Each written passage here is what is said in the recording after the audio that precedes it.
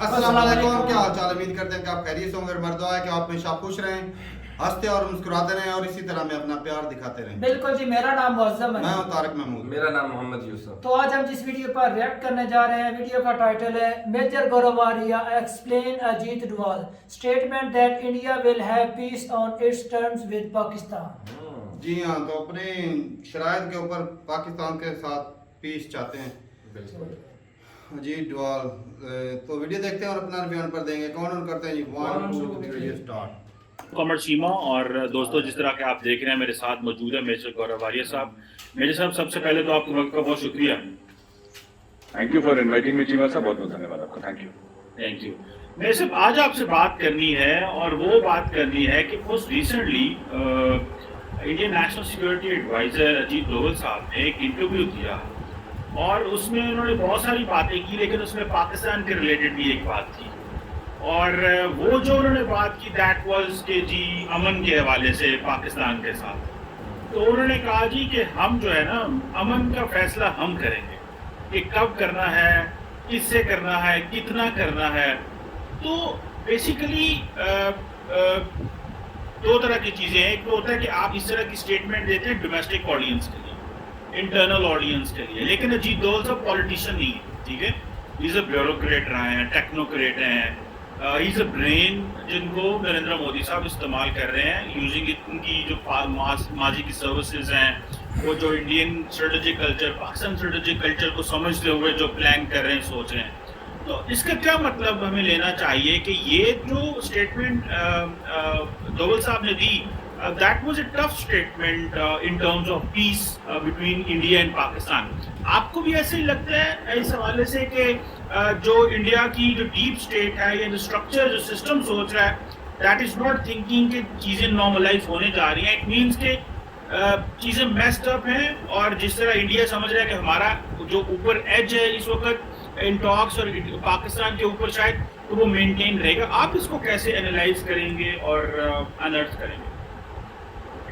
पहली बात तो थैंक यू चीमा साहब बुलाने के लिए मुझे अपनी शो में। चीमा साहब, इसमें दो तीन बातें मैं आपको मेंशन करना चाहूँगा। पहली चीज़ तो ये है कि आपको शायद पता नहीं पता, डोवाल साहब पाकिस्तान रह चुके हैं कई साल। लाहौर जी, उन्होंने रिक्शा चलाया था लाहौर में। ही वॉज रिक्शा चलाते थे लाहौर में और मस्जिद भी जाते थे, बड़े मस्जिद लाहौर में नमाज पढ़ने के लिए। He has stayed under cover in Pakistan for a long time. तो वो पाकिस्तान को समझते हैं, पाकिस्तान के बस स्टैंड्स, उनके रिक्शा, उनके कैंट के बाहर वाले एरिया, कैंट के अंदर वाले एरिया, ये सब उनके मतलब ही अंडरस्टैंड्स सोशल पाकिस्तान। पहली चीज़ है। दूसरी चीज़ है, मैं आपकी नज़र ज़रा थोड़ा सा माजी में ले जाऊँ, पास में ले जाऊँ चीमा साहब। एक किताब है रेडर्स इन कश्मीर। रेडर्स इन कश्मीर मैं आपको भेजूंगा, मेरे पास PDF कॉपी पड़ी हुई है चीमा साहब।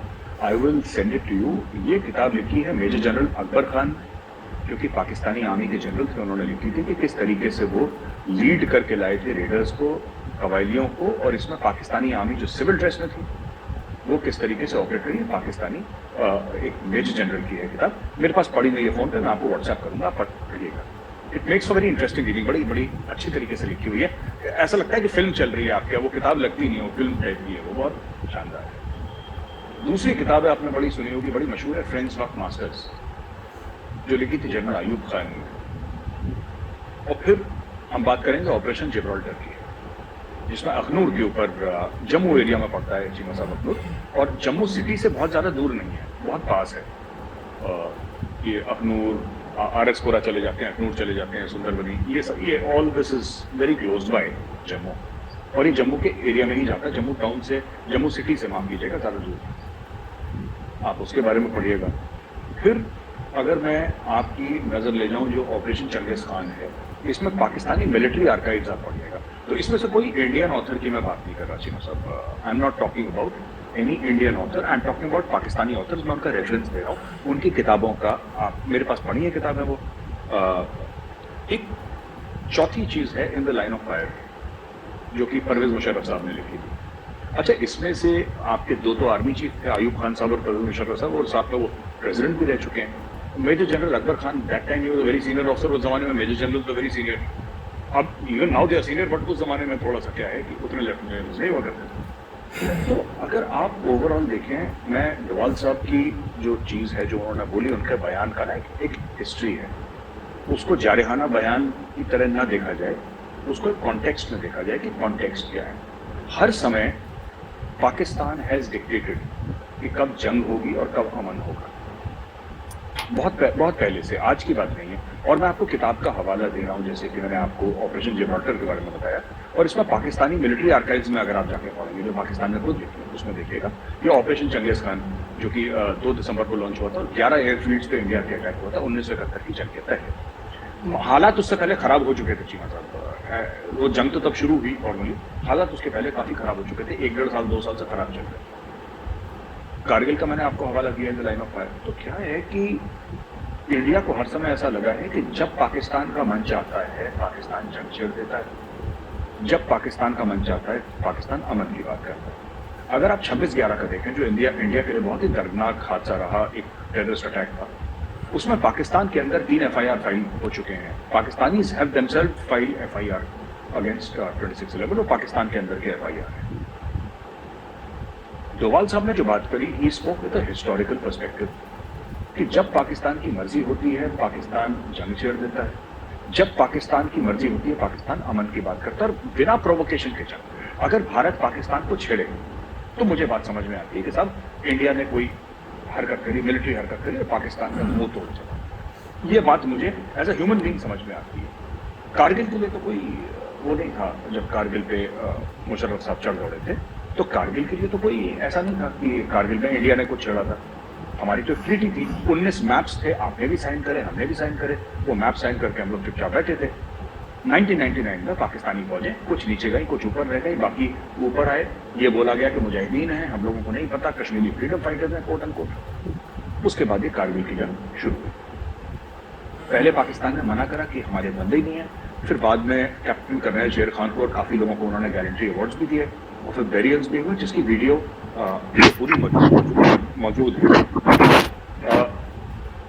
चीमा साहब बेसिकली चीमा साहब कहने की बात यह है कि under the defensive offence doctrine, और you can call it the Doval doctrine also, आप उसको डोवाल डॉक्ट्रिन भी कह सकते हैं, आप उसको डिफेंसिव ऑफेंस डॉक्ट्रिन भी कह सकते हैं। इंडिया, उसके मतलब कई सारे हैं और आप अच्छी तरीके से जानते हैं, you know better than we what it and you have done a study on it. उसका एक साइकोलॉजिकल साइड भी है, उसका एक इमोशनल और मेंटल साइड भी है, और उसका मेंटल साइड ये भी है कि initiative will no longer be with Pakistan. एक उसका जो वो है वो ये है कि इनिशिएटिव आज तक पाकिस्तान ने लिया। 1947-48 की बात करें जंग की, मेजर जनरल अकबर खान साहब की मैंने किताब का आपको हवाला दिया है, या फिर हम बात करें 65 वॉर की, friends not masters, general Ayub Khan साहब की, मैंने आपको ऑपरेशन जिब्राल्टर का हवाला दिया है, मैंने 1971 operation Changez Khan Pakistan military archives की का हवाला दिया है आपको, और जो हमारे चौथी लड़ाई थी कारगिल की, उसमें in the line of fire Parvez Musharraf साहब की किताब का मैंने हवाला आपको दिया। This is where the strategic thinking comes up and says that you, अब जब मन चाहे पाकिस्तान बोले कि अमन होगा, फिर किसी का मूड खराब हो, वो चाहे वो पॉलिटिशियन और मिलिट्री, जैसे कि नवाज शरीफ साहब ने, मैं मानता हूं कि जेन्युइनली वाजपेयी जी को बुलाया था लाहौर, जेन्युइनली बुलाया था, सच्चे दिल से बुलाया था मियाँ साहब ने। तो उनके मन, मैं ये मानता हूँ एज एन इंडियन कि मियाँ साहब के मन में कोई मैल नहीं था, लेकिन पीछे से गेम हुआ जो भी हुआ। और आप जानते हैं कि मीनार पाकिस्तान का क्या सिग्निफिकेंस है चीमा साहब, आप बेहतर जानते हैं मुझसे। वहां पे वाजपेयी जी आए थे, you know he came there. तो जो पाकिस्तान में बड़ा एक शिकायत है कि इंडिया ने कभी हमें तस्लीम नहीं करा, शायद मुझे ऐसा लगता है, ये मेरी अंडरस्टैंडिंग है कि शायद वो शिकायत भी दूर करने आई थी कि जनाब हम कौन होते हैं तस्लीम करने ना करने वाले, पाकिस्तान एक खुद मुख्तार मुल्क है। Who are we to say that we recognize or don't recognize? Pakistan is a reality and the world recognizes it, so India also recognizes it. लेकिन ये सब चीजें हुई, तो he is coming from that perspective Cheema साहब, कि now we will decide for very long, for 70 years Pakistan has decided that जंग कब होगी, अमन कब होगा, but now we have had enough, now India will decide. तो जो NSA साहब ने बात करी थी, he spoke from that perspective. So, मेरे साथ बिल्कुल आपने जो हिस्टोरिकल रेफरेंस दिए along with the books and all that, वो that made sense because बहुत सारे लोगों का एक पर्सपेक्टिव यहाँ पे भी इन्हीं लाइंस पे मिलता है कि ये बात जो है वो पहले ऑपरेशन जिब्राल्टर हो या कारगिल हो, ये कहीं ना कहीं पे एक किस्म की एडवेंचरिज्म थी। 2014 पे अगर आ जाएं, अगर वो जो बात करते हैं दोवल साहब 2014 ऑनवर्ड जब प्राइम मिनिस्टर मोदी आते हैं पावर में, तो आप क्या देखते हैं? अब now the tide has turn, अब आप क्या समझते हैं? वो जो दोवल साहब कहते हैं कि हम अमन का डिसाइड करेंगे, तो it means the ball is in India court के। फॉर इंस्टेंस जैसे नरेंद्र मोदी साहब ने, और एक दो दफ़ा ये हुआ 2016 में जी हमने सर्जिकल स्ट्राइक की, फिर जब अभिनंदन का ये केस हुआ उस पर जी हमने सर्जिकल स्ट्राइक की।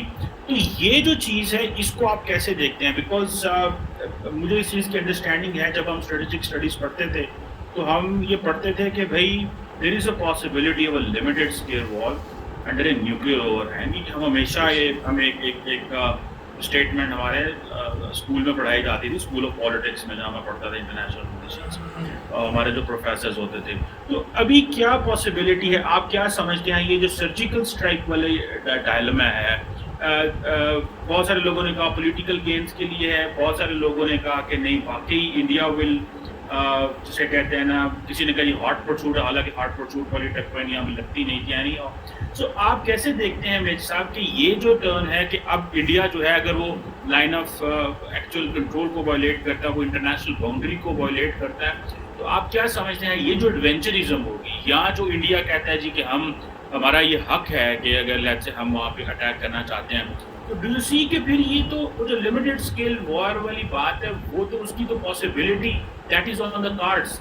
मतलब लास्ट टाइम भी अगर जो हुआ था, अगर पाकिस्तान पायलट ना वापस भेजता या उस वक्त लीडरशिप ना सोचती कि अगर एक चीज़ हुई है उनसे, उन्होंने एक स्ट्राइक की है बालाकोट में, उनके फिर जहाज़ आए, हमने गिरा दिए, वापस कर दिया सोल्जर जो अभिनंदन को वापस कर दिया, तो दैट वाज अ गुडविल जैसे डी एस्केलेशन थी। तो आप क्या समझते हैं, keeping in mind 2014 onward and looking these behaviors which has a complete backing of the civilian government in India, आप कैसे देखते हैं चीज़ें आइंदा आने वाले दिनों में जो अनर्थ होंगी वो जो है वो there is a possibility of limited scale war अगर मजीद जो है वो किया जाता है, क्योंकि पाकिस्तान कहता है कि जी ठीक है अगर इंडिया ऐसे करेगा तो हमारे पास भी तो चॉइस है, हम भी तो कर सकते हैं। तो फिर जाहिर बात है पाकिस्तान के पास तो कोई चॉइस नहीं है नॉट टू रिस्पॉन्ड, क्योंकि हमारे पास तो इस वक्त चॉइस ही कोई नहीं है। मतलब आगे ही बहुत सारी चीज़ें पोलिटिसाइज हुई हैं पाकिस्तान में। तो आप इसको कैसे देखते हैं कि अगर आइंदा भी इंडिया का प्लान है, क्योंकि लग तो ये रहा है दोवल साहब बात कर रहे हैं कि they will do it again, तो आप फिर क्या देखते हैं? फिर आप लिमिटेड स्केल वॉर देखते हैं, छोटी सी, जिस तरह फॉर एग्जांपल मिसाइल फायर हो गया, काजी एक्सीडेंट था, हमसे पता नहीं चला, तो आप इस सबको इसको किस कैलकुलेशन में लेके आए? चीमा साहब बहुत अच्छा सवाल है, और मैं इसका इस तरीके से जवाब दूंगा कि 2014 में जब मोदी जी आए थे, तब से मोदी जी ने 2014 में और 2015 तक मोदी जी ने कोई अग्रेसिव बात नहीं करी थी। उन्होंने मियाँ साहब को अपनी स्वेरिंग इन के लिए बुलाया भी था, उनको वार्म वेलकम करा पूरे प्रोटोकॉल के साथ, जो एक पाकिस्तान जैसी एटमी रियासत के वजीर आज़म को मिलना चाहिए, with full honours and full pomp and show and everything. Protocol के साथ मियाँ साहब को वेलकम करा, ही वाज सिटिंग देयर। उनके घर में फंक्शन था, ही सेड आ जाओ Modi ji, against the advice of the SPG, the special protection group and the protocol people. He said कि नहीं, बुलाया है, मुझे जाना चाहिए, क्योंकि मामला घर का, ये पॉलिटिकल मामला, डिप्लोमेटिक मामला नहीं, मेरे दोस्त ने घर पर बुलाया है, और दोस्त बुलाएगा, घर में शादी है, लड़की की शादी है, तो जाना चाहिए। There are social contexts to this also in the Indian context की बेटिया की शादी है, मुझे जाना चाहिए। आपके यहाँ भी आई थिंक यही चीज़ होती होगी कि हाँ बेटी की शादी है तो then you go, and Modi ji गए भी, and I think that was a good gesture. उसके बाद जो हुआ, चाहे उड़ी वाला मामला, चाहे पठानकोट वाला मामला, things started turning back to us. और मुझे ऐसा लगता है कि मियाँ साहब ने समझाया भी होगा कि साहब it's not under my control, ये सब मैं नहीं कर रहा, but the fact of the matter is कि यही चीज़ मियाँ साहब ही जब प्राइम मिनिस्टर थे तब कारगिल भी हुआ था। अब same prime minister on another this thing he comes and then he talks about कि साहब ये मेरे कंट्रोल में नहीं है, ये तो किसी नॉन स्टेट एक्टर ने कर दिया या फौज ने करवा दिया, जो भी XYZ, मुझे नहीं पता क्या स्टोरी है, लेकिन ये काम हो गया। जहां तक आपने बोला कि there is possibility of a limited conflict under the nuclear overhang, ये बात हम लोग भी कहते हैं चीमा साहब। तो इसके दो पहलू हैं। जो इंडिया राफेल खरीद रहा है या इंडिया S-400 खरीद रहा है, मोस्टली फॉर चाइना, ये बात सच है, मोस्टली फॉर चाइना, और इंडिया ने ट्रूप्स भी मूव करे हैं from the western to the eastern border, but इसका मतलब ये नहीं है कि India has lowered it guards against Pakistan. वहाँ पे भी हमारा ज़बरदस्त डिप्लॉयमेंट है चीमा साहब, हमारी नेट फोर्सेस का, हमारी आर्टिलरी का, हमारी इन्फेंट्री का, हमारी स्पेशल फोर्सेस का, और सबका वहाँ पे है इन्वॉल्वमेंट बहुत ज़्यादा है। And we believe and we are preparing because we cannot let our guard down. We firmly believe, I have spoken to a lot of people and they firmly believe that yes, a limited war with Pakistan will happen. जहाँ तक पाकिस्तानियों का ये मानना है कि हमारे पास कोई ऑप्शन नहीं है except to go nuclear in case of an Indian aggression और इंडियन वॉर, इंडिया को लगता है चलो जी, वीडियो ख़त्म हो गई और 2 सवाल पूछे गए हैं। और पहला तो ये कि जो अजीत डोभाल साहब ने बोला है कि अब जो अमन के फैसले हैं, ये जो भी फैसले किए जाएंगे, कब अमन करना है, कितना करना है, किस हिसाब से करना है, कितनी देर तक करना है, ये फैसले हम करेंगे। तो देखा जाए तो भाई उनकी स्टेटमेंट में दम है, क्योंकि भाई जो हालात पास्ट में हो चुके हैं ना, कि हर दफ़ा अक्सर जो भाई हमने वीडियोस देखी हैं, हमें तो यही लगा है, हालांकि पाकिस्तान मानता नहीं, पाकिस्तान के अक्सर कहते हैं कि पहले हमला इंडिया ने किया, लेकिन जो हमारे जो उस वक्त जनरल कर्नल थे, जो बड़े आर्मी के ऑफिसर हैं, वो खुद किताबों में लिख कर गए हैं कि हमने पहले हमला किया। अच्छा, तो हमला तो यही करते हैं, कश्मीर किसको चाहिए था, किसी तो और कोई चाहिए ना, तो हमला यही करते थे। सही बात। तो जो बॉर्डर वो था क्लियर हो चुका, ये इलाके तुम्हारे हैं, क्लियर हो गए, फिर भी ये जाके हमला करते थे, अटैक करना। सही। तो एजेंसियां होती हैं, उनको पता चल जाता है कि ये हमला होने वाला है, बीच में पाकिस्तान में आकर रहते रहे ना। और भाई अजीत डोभाल जिसकी वजह से पाकिस्तान का न्यूक्लियर जो वेपन है, जो मिशन था, ये 10 से 15 साल जो लेट हो गया। इन्होंने वो इसराइल को भी बता दिया था जाके। अच्छा। और अमेरिका को भी खुफिया एजेंट थे पाकिस्तान में, खुफिया एजेंट बन के रहे हैं लाहौर में, रिक्शा। हाँ, तो जो यूब रिसर्च थी ना, वो लेबॉर्ट्री, क्या क्या यूब खान इस तरह की, हाँ, तो वो लेबॉर्ट्री थी, उसको पता चल गया कि वहाँ पर जो है वो बम बनाया जा रहा है। तो पता कैसे चला, ये जनाब जो सेंटर्स उधर काम करते थे, तो इन्होंने क्या किया कि वो जिस दुकान पे जाके वो बाल कटवाते थे ना, उधर जाके उनके बाल इकट्ठे किए, बाल अपनी लेबॉर्ट्री में भेजे इंडिया में। उधर से उनको पता चला कि ये रेडिएशन इधर है, इनके बालों में है, तो मतलब इधर ही वो न्यूक्लियर वेपन बन रहा है। सारी इंफॉर्मेशन इन्होंने दी उधर, और जिसकी वजह से अच्छा ये जब इंफॉर्मेशन दी गई तो इंडिया वाला ने उस वक्त थे दूसरे, क्या नाम था, नेहरू जी थे, उन्होंने फोन कर बता दिया इधर हमारे जो उस वक्त थे प्राइम मिनिस्टर या प्रेसिडेंट थे जी, उनको फोन करके बताया, मुझे पता है तुम लोग काम कर रहे हैं, हमारे भी इधर बंदे हैं। अच्छा। ISI को भी पता चल गया भाई, ISI ने जितने भी इधर एजेंट थे सबको मार दिया। अच्छा। और अजीत डोभाल साहब भाग गए इधर से। तो वो मेरे ख्याल में आखिरी था इनका इधर पाकिस्तान में दौरा क्या, वो मिशन जो था, उसके बाद मेरे ख्याल में नहीं आए भाई।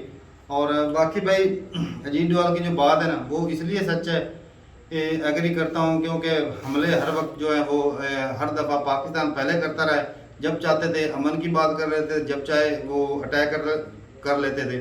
तो वो इसमें होता इसलिए इस तरह रहा है कि जो हमारे सियासतदान थे, नवाज शरीफ, वो नो डाउट के वो चाहते थे कि इंडिया के साथ तल्लुकात, वो बिजनेस माइंड बनना था, और उसको पता था, चलो करप्शन तो वो अलग बात है ना, लेकिन एक बिजनेस माइंड जो होता है ना, उसको पता होता है कि कारोबार कैसे करना है, कंट्री कैसे चलाना है। तो वो तल्लुकात बढ़ाने के लिए वो चाहते थे कि हमारे तल्लुकात इंडिया से अच्छे हों, लेकिन हमारे अवाम को तो बेल चूरन चाहिए ना, कश्मीर वाला। ये भी तो कहते हैं कि मोदी का जो यार है वो गद्दार है। अटल बिहारी जी वो भी आए थे पाकिस्तान में, वो आए इधर से जनाब, फिर हमला किया गया पाकिस्तान की तरफ से। वो जी जब मोदी जी आए इधर, नवाज शरीफ की बेटी की या किसी इसके रिश्तेदार की शादी थी, ये गए हुए थे अफगानिस्तान या किसी और कंट्री में दौरे पे गए हुए थे। इधर से फोन किया इन्होंने कि आप इधर होके जाएं, वो इधर होके गए। इंडिया मतलब उस वक्त खामोश फिर क्यों रहा, इतने तरक्की कर रहा था, इतना मजबूत नहीं था। मजबूत असल में पता क्या, इंडिया गरीब था, मजबूत नहीं था। सही। इंडिया के पास पैसे नहीं थे भाई, पाकिस्तान के पास डॉलर आते थे, अमेरिका सपोर्ट करता था। तब जा इंडिया के पास तो बेचारों के पास हथियार नहीं होते थे उस वक्त, पाकिस्तान के पास जदीद हथियार भी होते थे, लेकिन वो तादाद में ज़्यादा थे। और जो असल में जंग होती है एक तरीके से लड़ी जाती है, ऐसे नहीं कि दावा बोल दिया और जंग हो गई। ये जंग जो है ना वो बड़ी लंबी चौड़ी प्लानिंग करके जंग लड़ी जाती है। ये अचानक से सोचा जी हमला कर दो जी, ये कैसी जंग। और जितनी दफ़ा भी हुई है जंग मुँह की खानी पड़ी भाई, कितना नुकसान हुआ, पैसों का नुकसान हुआ, जानों का नुकसान हुआ। अगर वही पैसा इधर मुल्क में लगाते हैं, मैं कहता हूँ अगर इंडिया और पाकिस्तान ये जो 74-75 सालों से लड़ रहे हैं ना आपस में, ये अगर ना लड़ते तो मैं कहता हूँ आज तक उस्ताद जी इंडिया तो बहुत आगे निकल जाता ना, लेकिन पाकिस्तान भी काफी आगे होता, बहुत ये आगे। हालात ना हो। इतने बुरे हालात के अंदर उन्होंने अरे भाई। एटम बम बना लिया था। हाँ। तो सोच रहे अगर ये लड़ते ना तो क्या कुछ कर जाते, कौन? हो सकता है पूरी दुनिया पर हुक्मरानी कर जाते। ऐसी बात है। लेकिन आपस में जिस तरह तो लड़ाई का क्रेडिट तो अमेरिका को ही जाता है ना। जाता है हथियार भाई। बिकते हैं भाई, उसके हथियार बिकते हैं भी और उसने इस्तेमाल भी करना था पाकिस्तान में। अब इंडिया पावर में तो वो कह रहे हैं कि भाई जब सही बात है भाई, उनका हक अब बनता फैसला है। ये वो जो करेंगे। जीत जो डॉल जो है ना उनका हक बनता है, क्योंकि ये इतनी दफा आजमा चुके हैं। बंदा कितनी वो कहते हैं ना, हमारे अक्सर मिसाल देते पुराने हैं, जख्म जो वो है ना, कहते हैं ना ताज़े हो रहे हमारे हैं। मिसाल देते हैं कि अगर देग हो ना चावल की पकी हो तो उसमें एक चावल चख लो ना हाँ, तो वो सारा पता चल जाता है। बिल्कुल। अब इंडिया कितनी दफा चखे भाई, कितनी दफा ये धोखा दे चुके हैं। एक बंदा वादा करके आता अमन का, दूसरा हमला कर देता हाँ, है। ये तो ये इस तरह तो गलत हो गया है मामला। और अब ताकतवर भी है इंडिया, अब भाई वो जैसे भी बोले हमारी तो इतनी औकात ही नहीं रहेगी। हाँ, मुल्क की जिस हालात तरह न्यूक्लियर का वेपन होने के हालात बावजूद है, हमारी कोई वैल्यू नहीं है भाई दुनिया में। लेकिन पाकिस्तान को आज भी जो आम आवाम है ना उनको पता नहीं क्या कौन से भरम में जी रहे हैं कि हम इंडिया से, कहते हैं हमारी आर्मी इंडिया से पावरफुल है। हाँ। बताओ, उनके जैसा हमारे पास डिफेंस सिस्टम ही नहीं है। असल में भाई जो पढ़ाया जाता है ना, जो दिखाया जाता है वो हकीकत है नहीं। ऐसा ही है। मसला तो ये है ना भाई। तो इंडिया इसका मतलब ये है कि भाई इंडिया चाहता था कि पाकिस्तान के ताल्लुकात अच्छे हो जाएं इंडिया से। उन्होंने झुका, बड़ा कंट्री होने के बाद बावजूद भी झुके भाई। वो आए, उन्होंने कोशिशें की। सही। ये होते लीडर। लेकिन हमारे इधर से धोखा मिला। तो ठीक है भाई, अपनी राय जरूर बताइएगा कमेंट सेक्शन में। मिलते नई वीडियो के साथ, तब तक के लिए इजाजत दें। अल्लाह हाफिज़।